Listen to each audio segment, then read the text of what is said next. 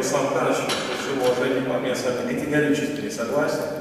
Значит, UNDP – это структура, которая официально является частью инфраструктуры по реализации в Абхазии политики вовлечения без признания. Это написано на официальном сайте Агентства США по международному развитию. Я вам пришлю соответствующую ссылку. Это первое. Второе. Никто не аккредитовал UNDP в Абхазии. UNDP в Абхазии аккредитацию не имеет. Они работают в соответствии с проектами, которые либо получают сертификацию, либо не получают сертификацию. Но за последнее время мы выявили абсолютное вранье в тех анкетах, которые они нам присылают, и в реальной деятельности, которую они проводят, существует огромная пропасть. Руслан Павлович, огромная пропасть. Просто колоссальная. Это вранье, это манипуляция. И с нами так нельзя. Так нельзя. Мы суверенное государство. Когда обращаются к нам UNDP, они обращаются к нам мистер Шампан, мистер Адзин, мистер Бжань. Они не признают нас просто.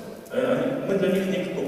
Те люди, кого вы защищаете, мы для них никто. Они наш суверенитет не признают. Если вы переживаете за суверенитет, давайте как-то объективно относиться к позиции структуры, которые не признают наш государственный суверенитет.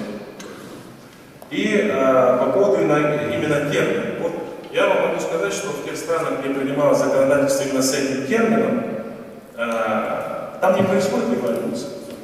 Там шансы гораздо меньше на революцию. Там сокращается финансирование на 80%. Вот если мы примем этот закон, у нас финансирование сократится на 70-80%. Именно с этим термином. Вот в этом и функция этого закона. Она заключается в превентивном характере этого закона. Человек не должен хотеть туда попасть, а тот, кто его финансирует, не должен хотеть его финансировать. Вот это мое